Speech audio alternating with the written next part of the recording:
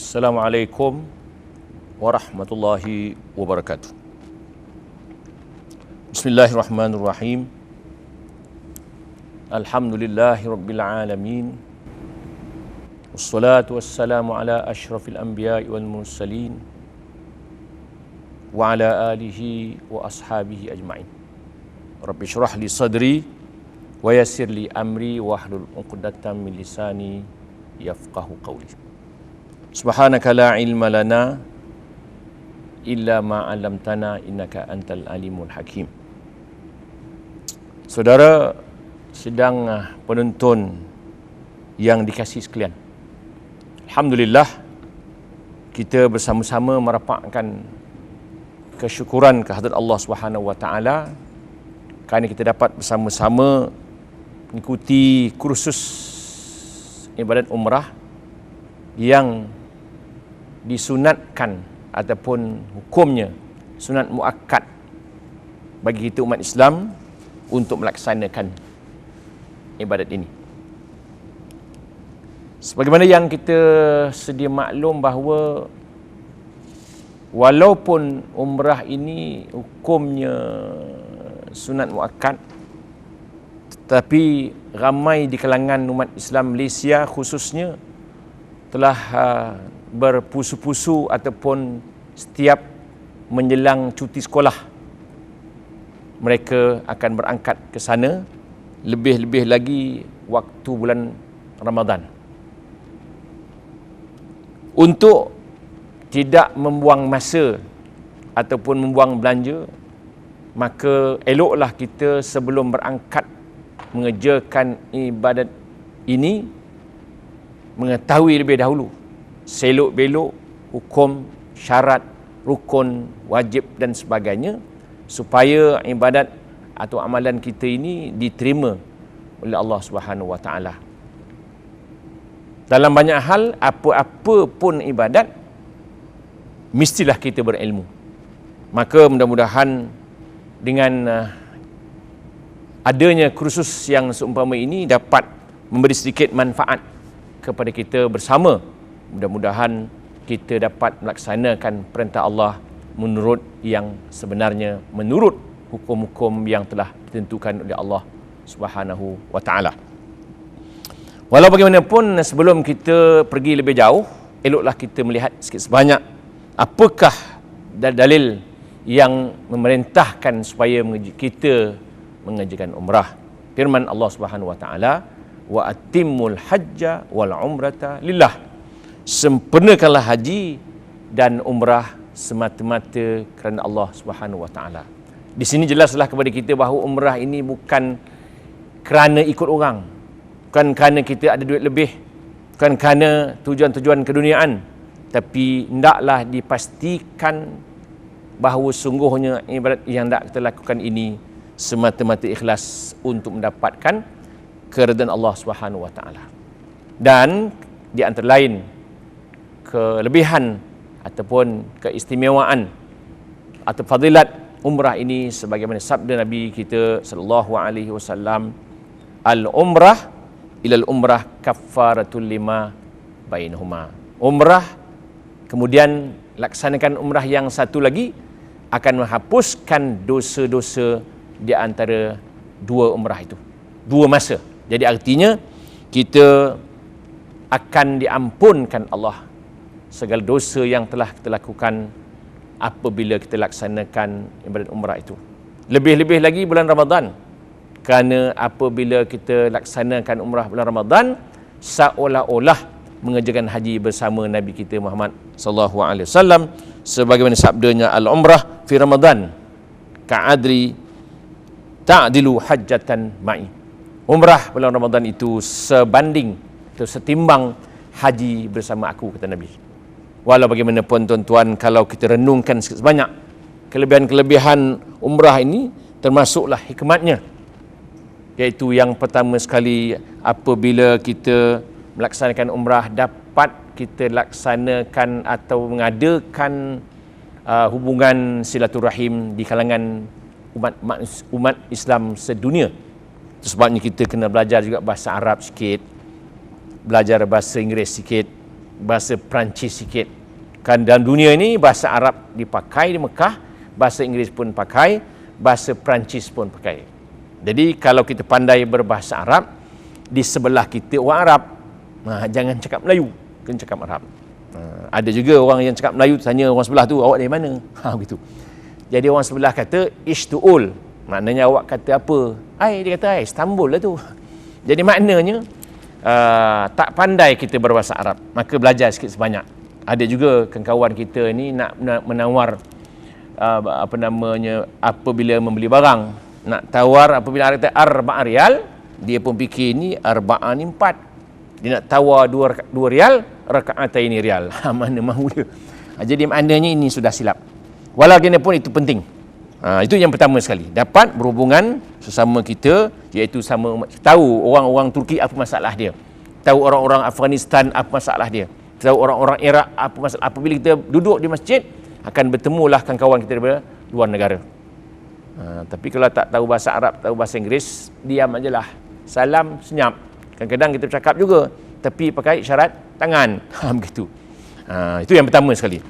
Yang kedua, artinya wang yang kita belanjakan itu, memang terasalah kita kalau ini menungkan habis duit ini. Kalau ke Mekah musim-musim ini mungkin makan wang 6,000, 5,000 begitu. Tapi kita jangan lupa, wang ini kalau kita gunakan untuk lain pun habis. Berjalan ke London pun habis. Beli barang-barang pun habis. Makan pun habis. Tapi wang yang kita belanjakan untuk umrah memang habis. Tapi nanti digantikan oleh Allah Subhanahu Wa Taala dengan harta-harta perbelanjaan-perbelanjaan yang lain yang akan menggantikan wang yang telah pergi itu. Atau sekurang-kurangnya ganjaran pahala pun kita dapat, kesihatan pun kita dapat, mendekatkan diri kita kepada Allah SWT pun dapat dengan perbelanjaan yang sedikit itu. Dan yang ketiga pula, artinya di sana doa dimakbulkan oleh Allah Subhanahu Wa Taala. Tapi nak pesankan supaya kita ke sana ni jangan ada masalah baru nak pergi. Banyak orang silap, ada masalah baru dia pergi. Tak ada masalah dia ke Perancis.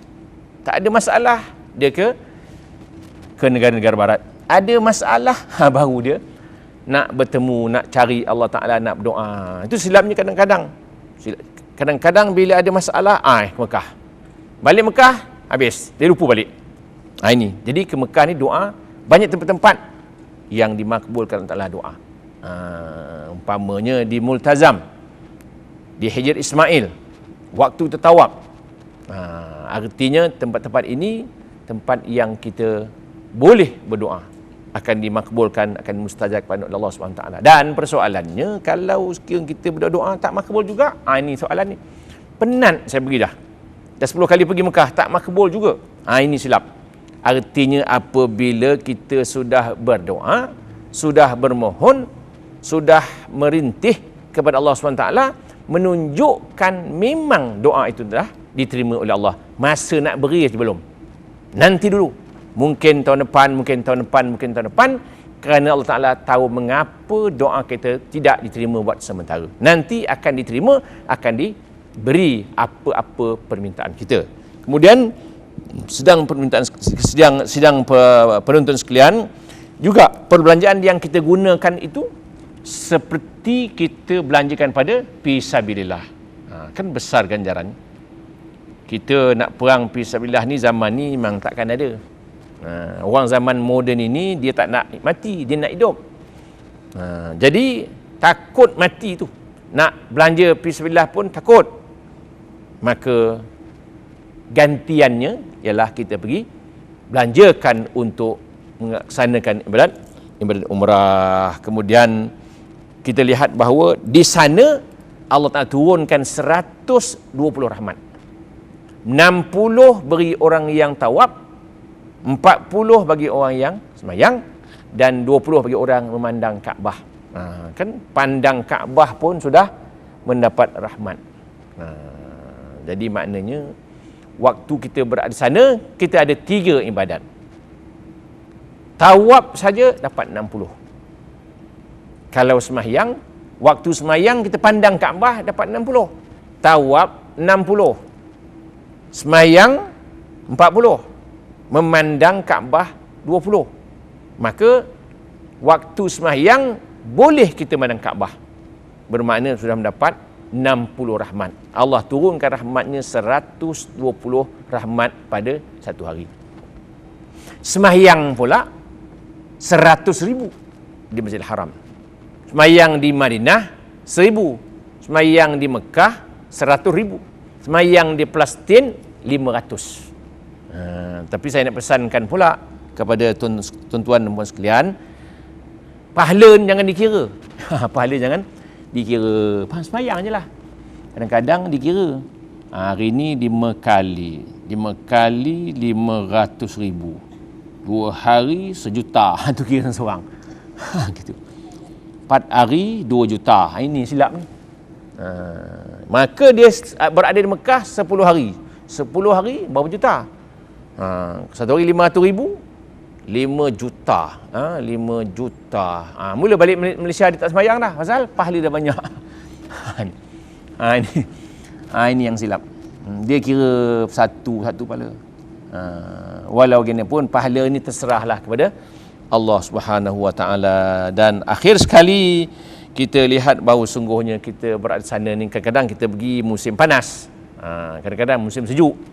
Kalau kita sabar menghadapi cuaca sana, sejuk ke panas, tapi dalam hadis sebut panas, dia barang siapa yang sabar menanggung, menahan, menderita panas di sana, maka Allah akan jauhkan ia daripada api neraka. Begitu.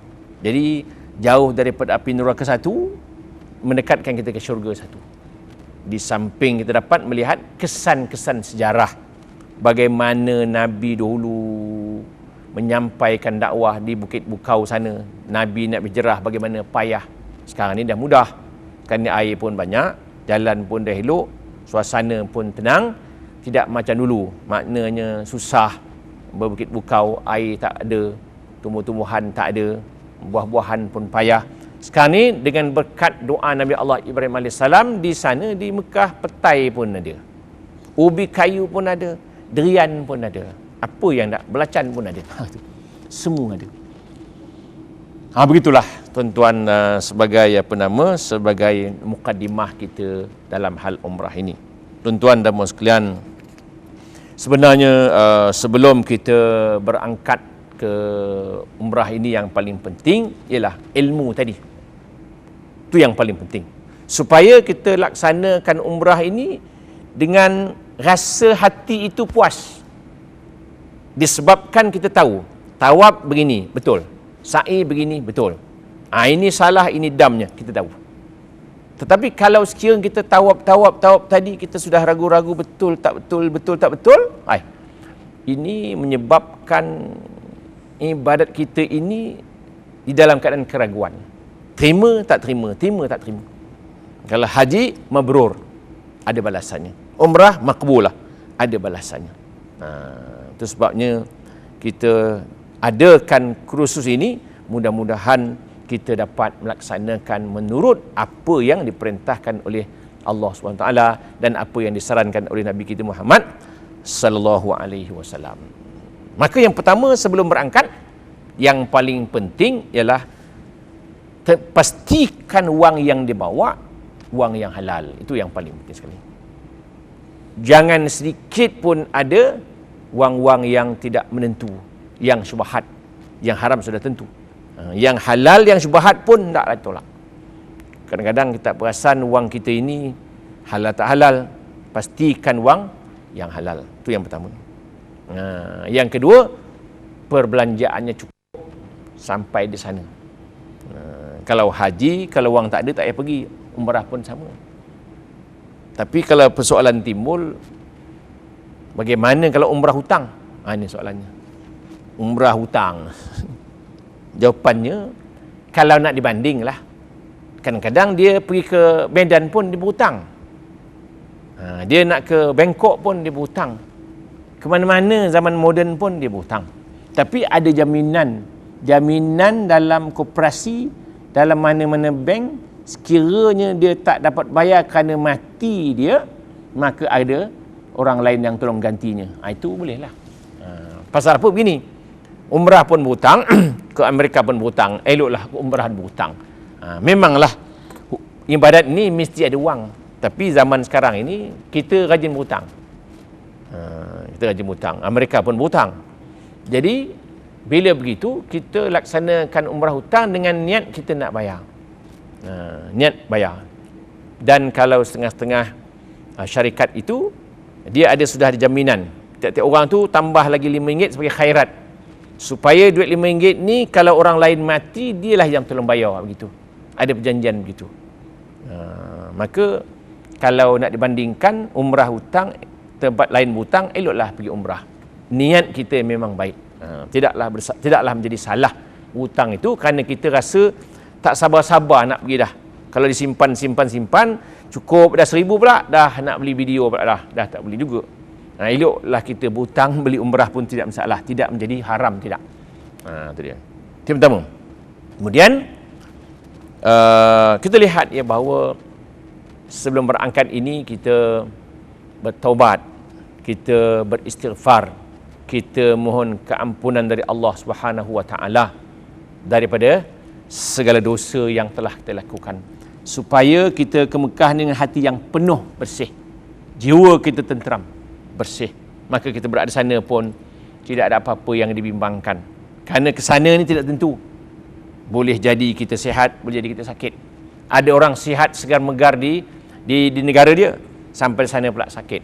Ada orang sakit susah dia, sampai di sana sihat pula dia macam-macam. Walau bagaimana berdoalah kita kepada Allah Subhanahu Wa Taala, mudah-mudahan keberangkatan ni pergi pun selamat, balik pun selamat. Pergi sihat, balik pun sihat. Di samping kita serahkan kepada Allah Subhanahu Wa Taala keluarga yang tinggal. Minta Allah Taala pelihara anak kita, keluarga kita sepeninggalan kita berangkat di kota Mekah itu, insya-Allah. Jadi tuan-tuan perempuan sekalian, cuba kita lihat ya, pertama sekali sebelum kita pergi lebih jauh, eloklah kita lihat rukun umrah. Rukun umrah. Jadi rukun umrah ini kita lihat ya bahawa sesungguhnya makna rukun dia ada beza. Rukun satu, wajib satu. Rukun ini kalau kita tinggalkan, maka umrah tidak sah. Tapi kalau wajib tertinggal, kita punya umrah sah, tetapi kita kena bayar dam.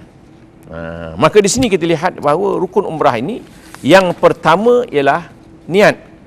Yang pertama ialah niat. Artinya kita berniat. Lafaznya, memanglah lafaz niat umrah ini bahasa Arab.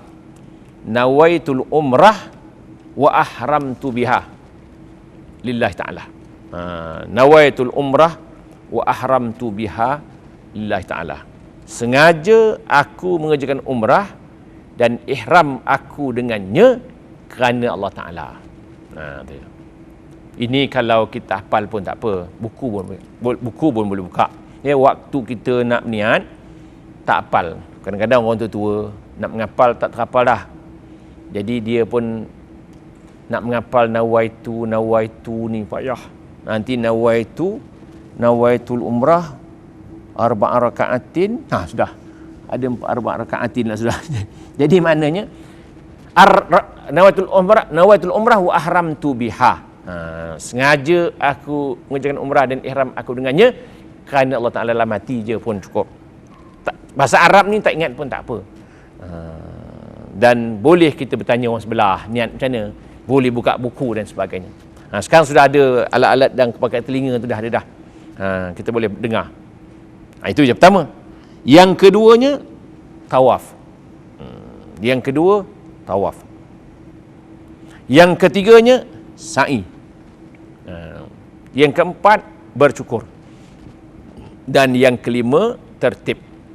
Itu dia, ada 5. Jadi kita ulang balik. Yang pertama niat. Niat rukun. Kalau terlupa niat tak sah umrah. Yang kedua tawaf. Maka tawaf ini saya jelaskan satu persatu. Makna tawaf ialah mengelilingi Kaabah 7 kali keliling dengan niat. 7 kali keliling dengan niat. Dan maksud dengan niat ini, tawaf itu, kalau tawaf kudum, tawaf wida, tawaf kudum dan tawaf selamat datang, tawaf wida, tawaf perpisahan, tawaf biasa sunat, tawaf nadar. Empat ini tawaf kena niat. Mesti berniat. Niat apa? Tawaf apa? Tawaf nazar, tawaf kudum, tawaf wida atau wada, tawaf nazar. Tetapi tawaf umrah tidak wajib niat. Itu. Ya, tawaf umrah tidak wajib niat. Pasal tadi sudah berniat. Sengaja aku menjalankan umrah dan ihram aku dengannya, termasuklah tawaf. Bagi orang umrah dia tak ada tawaf kudum. Tawaf sunat datang tak ada. Ini tawaf kudum ni bagi orang yang datang ke Mekah yang tidak ada beribadat. Tapi orang yang buat haji ada haji ifrad, dia ada tawaf kudum. Itu dia. Jadi di sini yang kedua tawaf. Tawaf itu dia. Undang-undang tawaf. Kita tengok undang-undang tawaf pula. Maka undang-undang tawaf yang pertama suci dari hadas kecil dan dari hadas besar. Suci hadas kecil daripada hadas besar. Maknanya kalau hadas besar dia wajib mandi. Kalau dia tidak beruduk, dia kena beruduk. Tu nak dia. Persoalan timbul di sana. Kadang-kadang kita bila tawaf, sama ada kita tersentuh orang atau orang menyentuh kita, kan batal. Ini persoalan timbul. Jadi banyak orang kita di Malaysia, ini ke sana, ada masa apabila sedang tawaf itu tersentuh, dah batal. Baliklah dia ambil uduk. Turun balik. Tawaf lagi, sentuh lagi. 14 kali dia balik. Ini persoalan ni. Kadang-kadang dia jemu. Malas akulah tawaf, dia kata penat dah. Jadi dalam hal ini, ada cara penyelesaiannya, iaitu kita tukar mazhab. Kita tukar mazhab. Kita ni orang Malaysia umumnya bermazhab Imam Syafi'i. Boleh tak kita tukar? Apa kata ulama? Kata Ibnu Hajar dalam kitab Al-Fawaidnya, kita boleh bertukar mazhab. Walau sementara, walau selama-lamanya boleh. Pasal kata al-awam la madhhaba lahu. Orang awam tak ada mazhab sebenarnya. Kita ni kebetulan belajar ilmu fiqh Syafi'i. Kita pun pakailah Syafi'i. Di Malaysia pun selalu tukar mazhab. Kita bayar zakat fitrah pun tukar mazhab. Pasal Syafi'i mesti pakai beras. Makanan yang mengenyangkan. Sudah tukar mazhab pakai duit. Gitu. Jadi maknanya suka tukar. Kita niat puasa pun pakai mazhab lain. Kita puasa setiap malam niat Syafi'i. Mazhab lain boleh niat satu kali serentak sebulan. Sengaja aku puasa sebulan Ramadan semuanya sekali. Boleh. Maka di sini pun boleh. Maknanya kita tukar mazhab Hanafi yang saya lihat lebih mudah daripada mazhab-mazhab lain. Maka ikutlah syarat Hanafi. Kita tidak boleh beruduk Syafi'i, nanti batal Hanafi, tak boleh. Itu panggil talfiq. Tapi kita boleh ambil uduk menurut mazhab Hanafi dan batalnya Hanafi. Itu boleh. Maka di sini kita lihat bahawa syaratnya rukun uduk mazhab Hanafi, rukun dia. Yang pertama membasuh muka biasa. Yang kedua basuh kedua tangan hingga 2 siku biasa. Dan yang ketiga menyapu 1/4 daripada kepala. Yang keempat membasuh kaki. Itu rukun. Maknanya niat tak jadi rukun dia. Niat hukumnya mustahab, sunat dalam mazhab Hanafi. Maka yang dia panggil yang sunat muakkadnya, yang pertama basuh kedua tangan, itu utama sekali. Yang kedua berkumur-kumur. masukkan air ke hidung. Kemudian membasuh semua kepala, menyapu telinga dengan air kepala tadi. Biasa kita kalau mazhab Syafi'i, sapu air kepala, sapu lain, telinga lain, air lain. Tapi Hanafi ni ambil air basuh kepala dan itulah basuh telinga sekali. Gitu. Kemudian yang akhir sekali ialah apa nama tadi ni, menyelati janggut atau misai, dan yang akhir sekali ialah dalam mazhab ini meniga-niga kalikan membasuh. Jadi kalau kita ikut peraturan dia, pertama sekali basuh dua tangan, kumur-kumur, masuk air dalam hidung, membasuh muka dan niat. Kita sekalikanlah rukun dengan sunat tadi. Kemudian basuh kedua tangan, menyapu semua kepala dan telinga, dan basuh kaki. Itu cara dia. Tertib itu sunat. Tertib juga sunat menurut mazhab Hanafi. Itu cara dia. Nanti apabila bersentuh kita dengan perempuan, tidak batal. Apabila kita mengambil uduk menurut mazhab Hanafi. Yang lain samalah. Maknanya kalau kita buang air, batal lah. Tidur, batal lah. Yang penting sekarang ni ialah kita menyentuh lelaki perempuan. Itu yang menjadi masalah, lain tak ada masalah. Tetapi kalau muntah sepenuh mulut, batal. Luka, batal. Menurut mazhab Hanafi. Ini cara penyelesaian kepada apa nama tadi ni, orang-orang yang selalu bersentuh lelaki-lelaki perempuan. Itu satu. Kita habis. Kita balik-balik. Itu yang pertama. Yang pertama tadi suci pada hari hadas besar. Selesai masalah menyentuh lelaki-lelaki dan perempuan. Yang kedua, menutup aurat. Biasalah. Tawaf ni mesti aurat tutup. Itu saya pesankan, kita ikatkan ihram ini kena pandai. Jangan macam ikat orang nak pergi mandi tu. Dan kalau kita tak biasa ikatkan ihram, pakai tali pinggang, takut lucut. Begitu. Itu sebenarnya kalau suami isteri pergi ke Mekah, elok suami pakai tali pinggang yang hijau tu. Isteri pun nak ikut, suami ni jangan pegang kain dia, pegang tali pinggang dia. Takut terlucut. Bila lucut kan payah. Begitu. Kalau lucut, kain jangan ambil. Kalau ambil, pijak dia orang. Biar je lah. Begitu. Itu cara dia. Tutup. Orang perempuan pun, apa caranya, dia kena tutup pakai, apa dipanggil, topi dia tu, serkup dia tu. Kalau orang tarik telekong dia, tak tarik sekali dengan telekong. Kalau pakai telekong saja, tarik kan nampak rambut. Elok pakai apa nama, pakai topi dia tu. Perempuan pakai dia punya topi lah kot, songkok dia tu lah.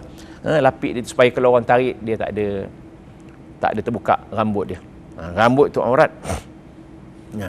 Dan apa namanya, orang lelaki pun dia ikat di atas pusat. Kalau tengok orang Arab sana, nampak pusat. Dia tak kisah. Kita kena kira.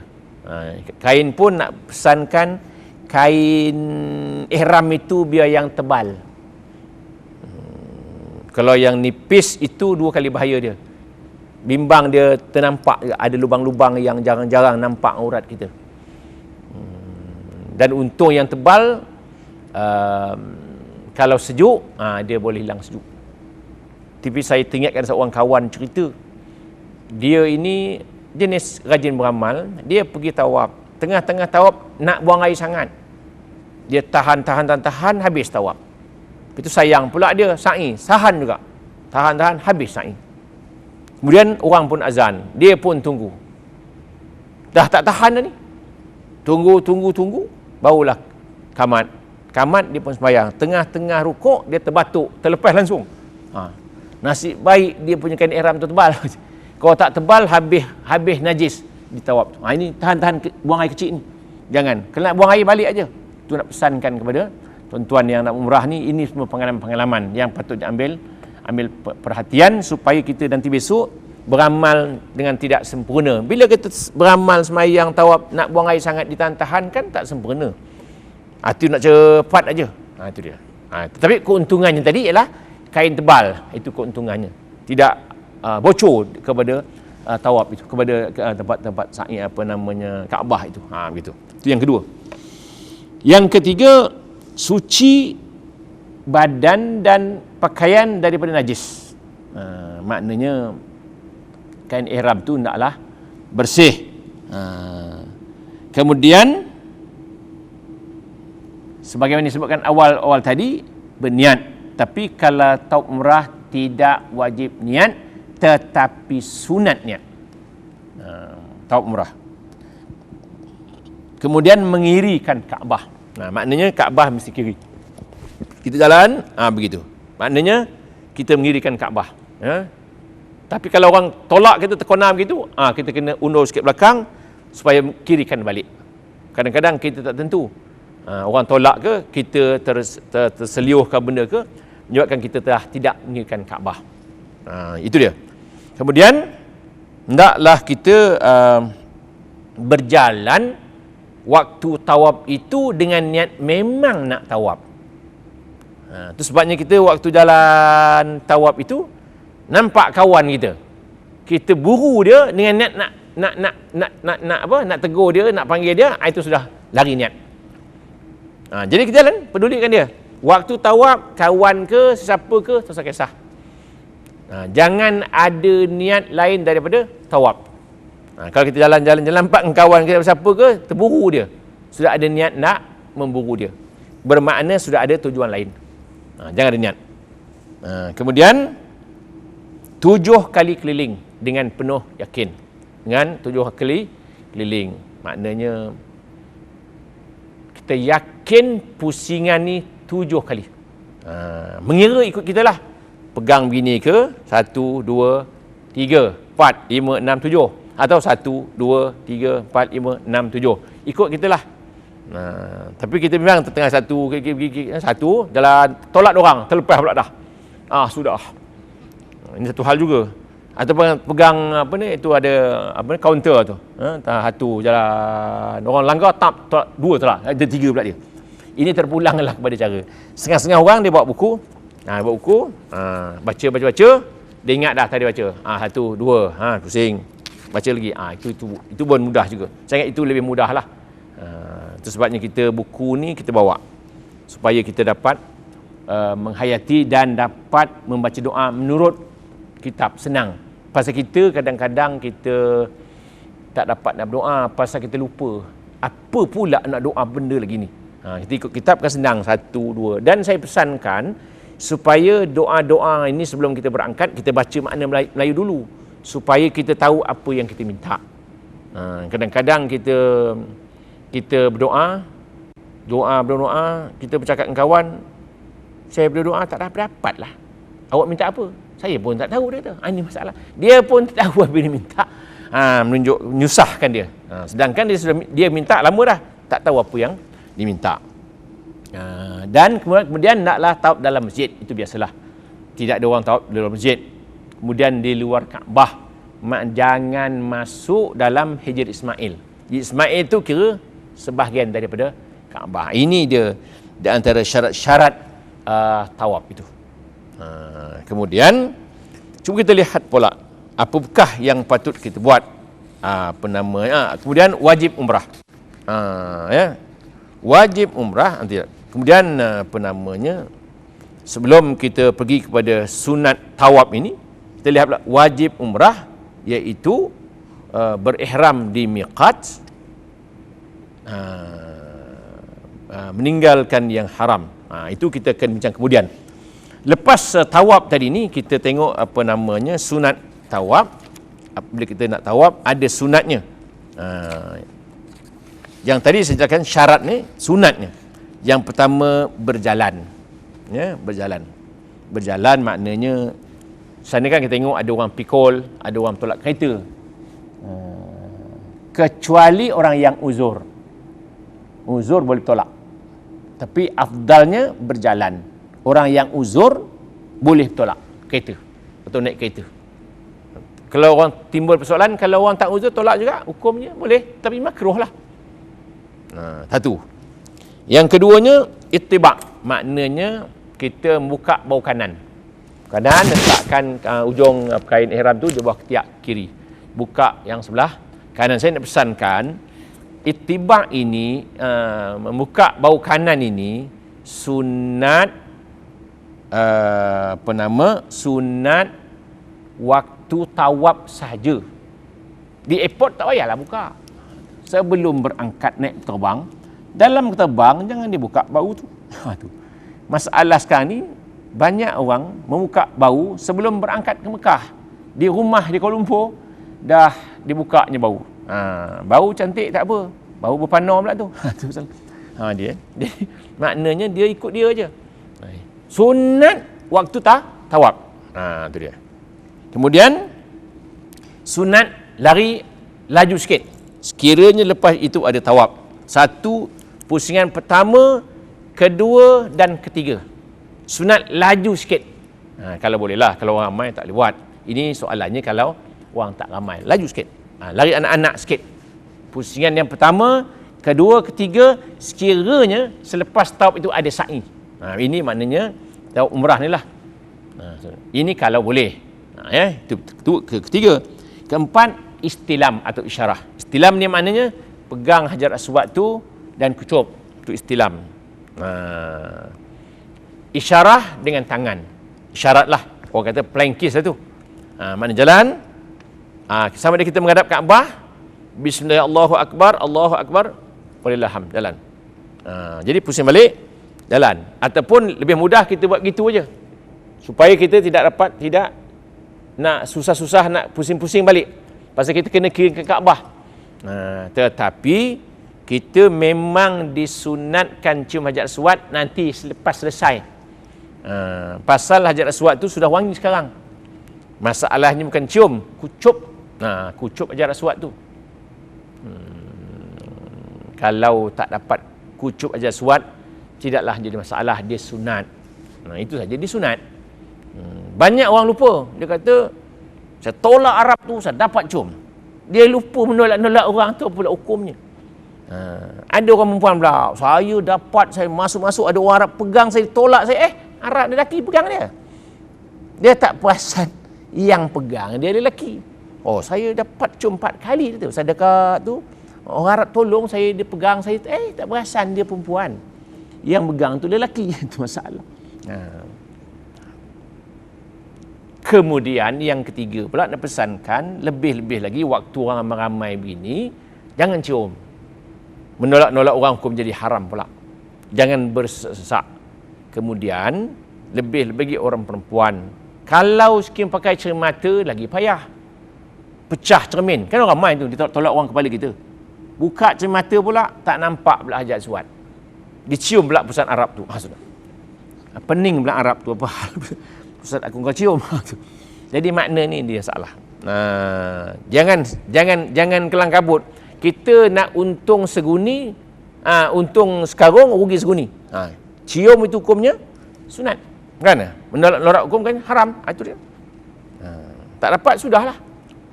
Kalau dapat pun alhamdulillah, pasal Hajar Aswad dikucup oleh para nabi dulu. Mudah-mudahan keberkatan yang ada di situ singgah kepada kita sedikit. Ingat, keberkatan itu Allah Ta'ala yang turunkan. Bukan Kaabah itu memberi berkat, tak. Hajar Aswad tidak memberi berkat. Yang memberi berkat ialah Allah Subhanahu Wa Ta'ala. Mudah-mudahan Allah Ta'ala berkat yang ada pada Hajar Aswad ini turun kepada aku sedikit. Itu je lah. Itu dia. Itu tuan-tuan.